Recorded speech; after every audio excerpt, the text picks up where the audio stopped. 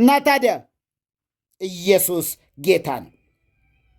እኔ ዛሬ ወለድኩህ፣ ለምነኝ፣ አሕዛብን ለርስት፣ የምድር አሕዛብን ለግዛት እሰጥሃለሁ።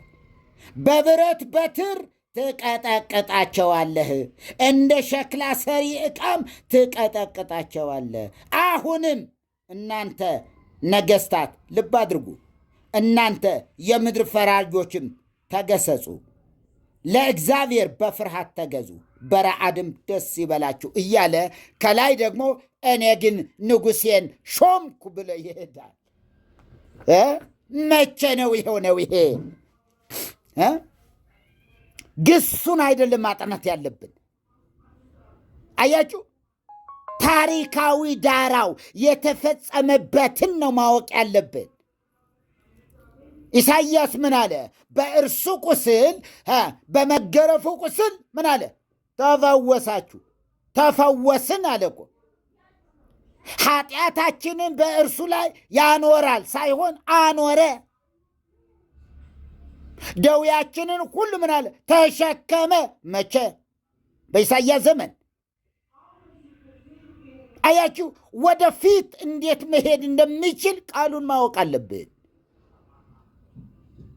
እዛ ላይ እንትን የሚል አይደለም። ክብር ለኢየሱስ ይሁን። እግዚአብሔር የተባረከ ይሁን። ስለዚህ ይሄ በደንብ በሚገባ ልናውቀው ስለሚገባን ነው። ትንቢትዬ ድምፅ አሰሚ። ክብር ለኢየሱስ ይሁን። አሜን፣ ሃሌሉያ። ኢየሱስ ጌታ ነው።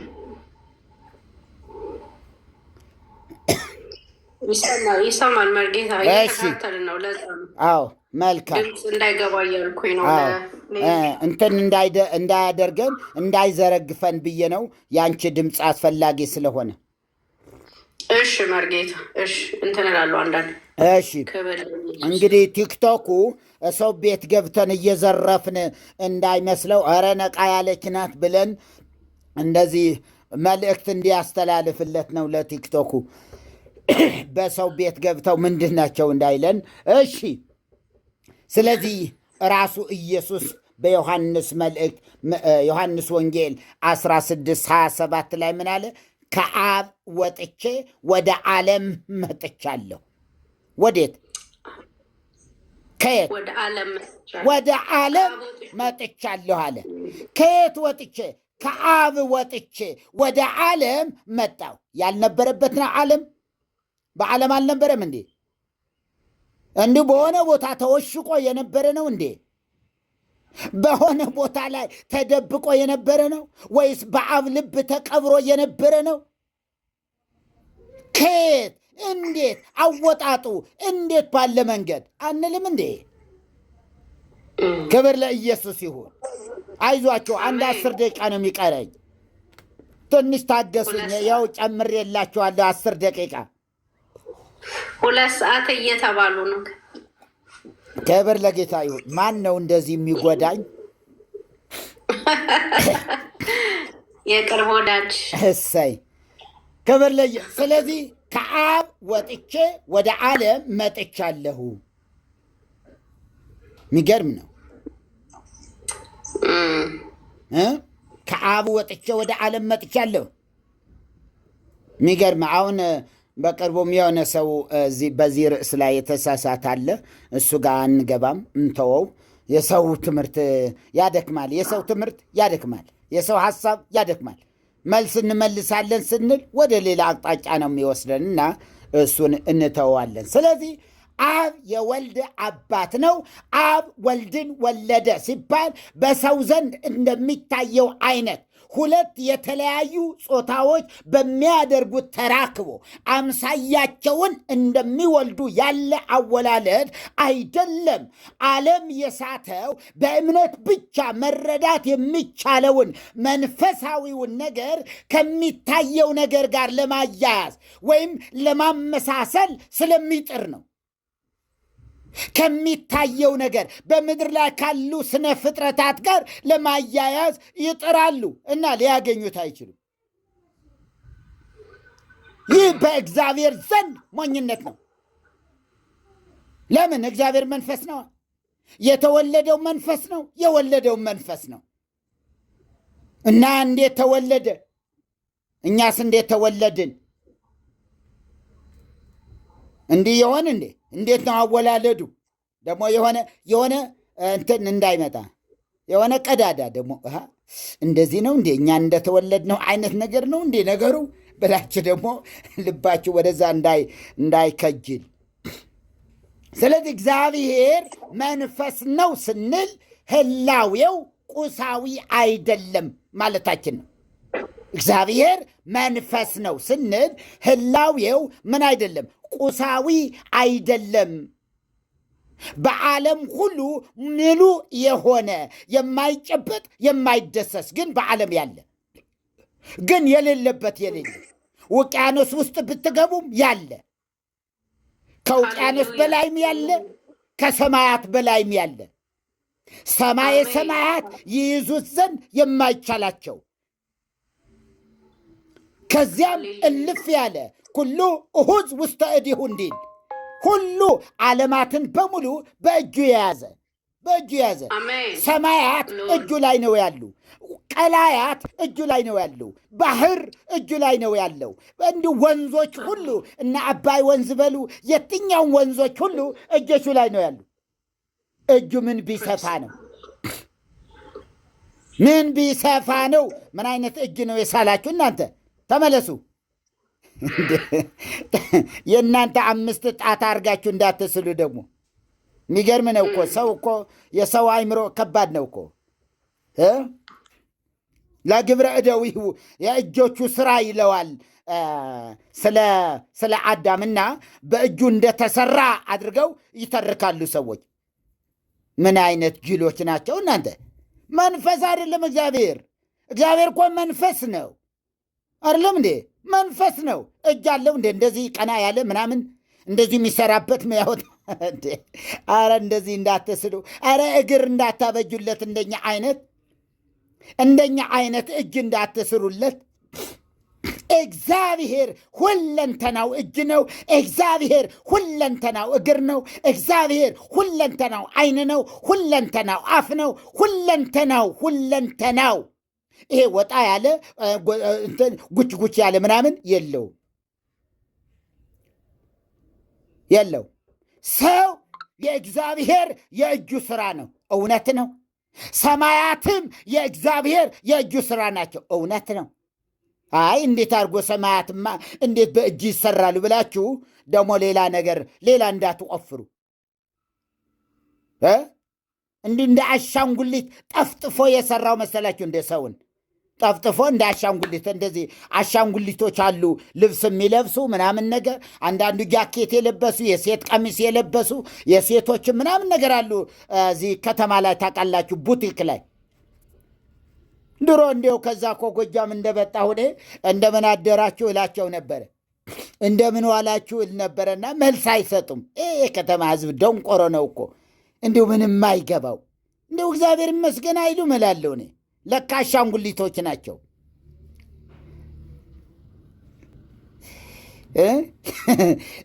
እኔ የሚናገሩ እየመሰለኝ ነው እኮ አዩኝ እያልኩ እንደምን አደራችሁ ብዬ እንዲሁ አንገቴን አቀርቅሬ ነው የማልፈው። እንደምን አደራችሁ ብዬ ብዛት ያላቸው እንደዚህ ተደርድረው ሳይ እንደምን አደራችሁ። የሚገርም የገጠር ሰው እንዲህ አንድ ጊዜ ጽጌ ስጦታው መርጌታ ጽጌ ስጦታውን ታውቁታላችሁ። ያደረገኝ እኛ ቆመን እንሄዳል። በባስ ቆመን ነው የምንሄደው። ብዙ ሰዎች ደግሞ ቁጭ ብለው ይሄዳሉ። ከዛ ምንድን ነው እነዚህ ቁጭ ያሉ እኛ ለምንድን ነው የቆምነው አልኩ። እነሱ የወንበር ቆርጠው ነው አለኝ። የወንበር ትኬት አለ፣ የወንበር ካልካቸው የወንበር ይሰጡሃል አለ። እና 10 ሳንቲም ነበረ ሽሮ ሜዳ ከለጋሃር የምንሄድበት። በኋላ እንዴት ነው በኋላ አንድ ቀን መጀመሪያ ላይ ተሰለፍኩና የወንበር ስጭኝ አልኳት። እንግዲህ ጋቢ ለብሻለሁ፣ እንትኑ አለ ምኑ አለ፣ የወንበር ስጭኝ ስላት 90 ሳንቲም መልሳልኝ ነው። አንተ ያዝና ሄደ ወደዛ ምናምን ነገር አለች። የወንበር ስጭኝ ነው እኮ የምልሽ አልኳት። ሰው ይስቃል፣ ሰው ይስቃል። ምንድን ነው ነገሩ? እምቢ አለችኝ። ያችን ትኬት ይዤ ገባውና ሹፌሩ ካለበት ጀርባ በኩል እዚያ ላይ ሂጄ ቆምኩ። ሌላው ሰው ሁሉ እየመጣ ይቀመጣል፣ ዝም ብሎ ይቀመጣል። የሚቆም የለም። እንዴ ገጠር ሰው ነው ብላ ነው አደለ ንቃኝ የወንበር ያልሰጠችኝ ብዬ በጣም እንትን አልኩና ከዛ አንዱ ሳብ አድርጎ ናዚ ጠጋበል ናዚ ተቀመጣለኝ። የሆነ ልጅ ነበረ፣ እሱን አስነሳን። አይ የወንበር እኮ አይደለም ትኬቴ ይኸው አልኩት። አይ የወንበር የሚባል የለውም ቁጭ በላለኝ። የለውም እንዴ? የለውም። ወይኔ ብዬ ጽጌ ተጫወተብኝ አደል እያልኩ እና ክብር ለጌታ ይሁን። አለማወቅ አያችሁ እስከዚህ ድረስ ምንትን ያደርጋልና እግዚአብሔር መንፈስ ነው ስንላያችሁ፣ አሁንም ቢሆን እግዚአብሔር ሰውን ከምድረ አፈር አበጀው ሲባል እንደዚህ 10 ጣቶች ያሉት በ10 ጣቶቹ እንደዚህ ጭቃ አብኩቶ ከዛ በኋላ እንደዚህ እንደ አሻንጉሊት ቅድም እንዳልኳችሁ እንደዛ ሰራ አልጎ ከዛ በኋላ እፍ አለበት ማለት ነው እንዴ? አይደለም። የአፈጣጠሩ መንገድ ነው። የአፈጣጠሩ መንገድ ነው። መንገዱ እሱ ነው። መንገዱ እንደዛ ነው። ዝም ብሎ የሆነ የጠፈጠፈው እንዳይመስላችሁ። በዚህ በኦርቶዶክስ አለ ማነው የሚባል መልአክ ማነው? መምህር ጽጌ ይስጦኝ። ዋዋዋዋ መልአክ አለ። አፈር ይዘሊና አዳምን ልፈጥረው ስለሆነ አንድ ሰው ምፈጥረው አለ። አፈር ይዘሊናል። እዛ አፈር ቆንጥሮ ይዞለት ሄደ። በዚያ ፈጠረውና ተንኮል ያለበት አፈር ክፉ አፈር አምጥቶ ሰጠው። በኋላ ከዚህ አፈር ስለፈጠረው ሰው የሚስት ሆነ እና የመልአኩ ተንኮል ነው አዳም እንዲስት ያደረገው ተብሎ እንደዚህ ሙሪያል ይባላል። መልአኩ ሙሪያል የሚባል መልአክ ነው። አነባዋለሁና አልስተውም፣ አልረሳውም። ምረሳ እንዳልመስላችሁ አንዳንድ ጊዜ እንደዚህ እንጂ አልረሳም። ክብር ለጌታ ይሁን። ስለዚህ እግዚአብሔር ምንድነው? መንፈስ ነው ስንል ምንድነው ብለና ህላዌው ቁሳዊ አይደለም፣ ምሉ በኩለሄ ነው። በሁሉ ስፍራ ሙሉ የሆነ የማይወሰን የማይጠቀለል የማይከፈል የማይታይ ረቂቅ መለኮት ማለት ነው። ረቂቅ ባህሪ ማለት ነው። እግዚአብሔርን በህዋሳቶቻችን ልንረዳው አንችልም። እጅግ ልሁቅ እጅግ ምጡቅ ስለሆነ ምጡቅ ነው፣ ከአይምሮ በላይ ስራውም በሰው አይምሮ አይመረመርም። በሰው አይምሮ የሚመረመር አይደለም። አሜን፣ ሃሌሉያ። በሰው አይምሮ አይገመትም። እንዴት? ሰማይ ይሁን አለ ሆነ። እንዴት ትገምቱታላችሁ? አሁን በቃ ሰማይ ይሁን አለ ሆነ፣ አለቀ። ወውእቱ አዘዘ ወተፈጥሩ፣ እሱ አለ ተፈጠሩ፣ እሱ አዘዘ ተፈጠሩ አለ። በቃ ክብር ለኢየሱስ ይሁን። ባህር ታውጣ አለ፣ አወጣች። 4 ፍጥረታትን በባህር ውስጥ በውሃ ብቻ የሚኖሩ በየብስና በውሃም የሚኖሩ በየብስ ብቻ የሚኖሩ በሰማይ ደግሞ የሚበሩ እነዚህን ታውጣ አለ። ባህር አወጣች። ሰማች። እንዴት ሰማች? ባህር እንዴት አወጣች?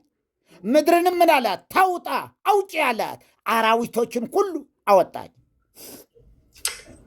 ስራው አይመረመርማ።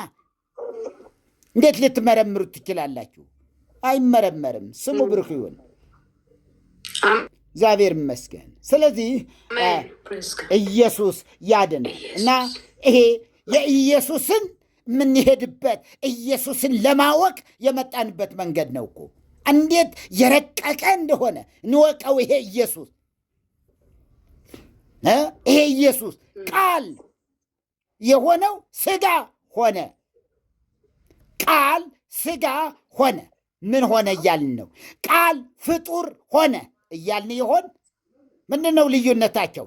ቃል ሥጋ ሆነ ማለትና ቃል ፍጡር ሆነ ማለት ምንድን ነው ልዩነታቸው? ምን ይሆን ልዩነታቸው? ስጋ ምንድን ነው? ባህሪው ፍጡር። ስለዚህ ቃል ፍጡር ሆነ ብንል የተለመደ ነው ወይ? አልተለመደም። በዘይቤ አልተለመደም።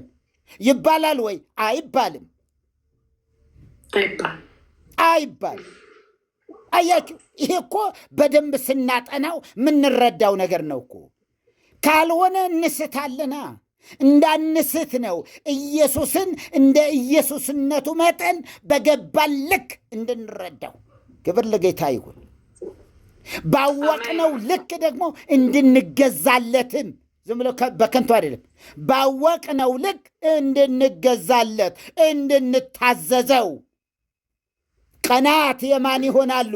የኢየሱስ። ሌሊቶች የማን ናቸው? የኢየሱስ።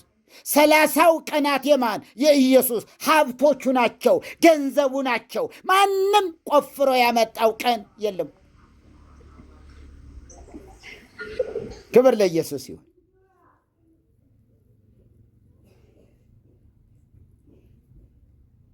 እግዚአብሔር ይመስገን። ስለዚህ እንግዲህ አንድ ነገር ከአንድ ነገር የሚገኘው በድርጊት ወይም በስራ ነው። በስራ ወይም በድርጊት ነው አንዱ ከአንዱ የሚገኘው። በግብርም አንድ ነገር ከአንድ ነገር ይገኛል። ለምሳሌ እግዚአብሔር ፍጥረታትን ሲፈጥር የመጀመሪያው ቀን ላይ እንዲሁ ፈጠራቸው። 4ኛው ቀን ላይ ደግሞ ፀሐይ፣ ጨረቃ፣ ከዋክብት የሚባሉትን እንዲሁ በቃሉ ፈጠራቸው። ከዚያ ውጭ ያሉ ፍጥረታት ግን ግብርም ግብር ነው የሚባለው። ከአንድ ነገር አንድ ነገር። ለምሳሌ ምድር እጽዋትን ታብቅላለ፣ አበቀለች። አንድ ነገር ከአንድ ነገር ፈጠረ። የሌለ ነገር አይደለም፣ ታውጣለ። አያችሁ። ፍጥረታትም እንዲሁ የምድር አራዊትም ሁሉ ከምድር አፈር፣ የምድር አራዊትም ሁሉ ከምድር አፈር፣ ሰውንም ከምድር አፈር። ይህን ሁሉም ወገኖች እየተማርነው ነበረ። እንዲያው አልነበራችሁም እንጂ ዘፍጥረት 1ን፣ ዘፍጥረት 2ን፣ ዘፍጥረት 3ን እስከ ዘፍጥረት 5 ድረስ እንዲሁ የረሳችሁ ሰዎች ትኖራላችሁ እንጂ እንዴት ትንትን አድርገን እንደሄድንበት እግዚአብሔር በረዳን መጠን ሄደንበታል። ብዙ የቀረባችሁ ነገር አለ። እባካችሁ ዓርብን እንዲሁ ለዚህ ጊዜ ሰውት፣ መስዋዕት አድርጉት፣ መስዋዕት አድርጓል። አብርሃም ይስሐቅን እንደሰዋ አንድያ ልጁ የሚወደውን ልጁ በስተእርጅና ያገኘውን ልጁ ነገ ላያገኘው ያውም ሲሰዋው እኮ ላያገኘው ለዘለዓለም ከህሊናው ፋቀው፣ ለዘለዓለም ከህሊናው ረሳው። ለእግዚአብሔር ይኸው ብሎ ነገ አገኘዋለሁ ብሎ አስቦ አይደለም። የሚገርም ነገር። ስለዚህ እስኪ ኢየሱስን የምናጠናበት፣ ኢየሱስን የምናውቅበት፣ ኢየሱስ ማን ነው ለሚለው ቀን፣ ለሚለው ጥናት ይሄ ጊዜ መስጠት አለብኝ ብላችሁ አስቡ ሁላችሁ። ክብር ለኢየሱስ። ስለዚህ እንደዚህ ነው። ስለዚህ በሆታ ልደት አብ፣ ወልድ፣ መንፈስ ቅዱስ በህልውና ወይም በቅድምና አንድ ሲሆኑ በግብር ግን ይለያያሉ። እንዴት? በቅድምና በመኖር በህላዌ በመለኮት በርቀት በስፋት በዚህ ሁሉ በመፍጠር በመስጠት አንድ አምላክ። በግብር ይለያያሉ፣ የተለያዩ ናቸው። እንዴት ባለው ግብር?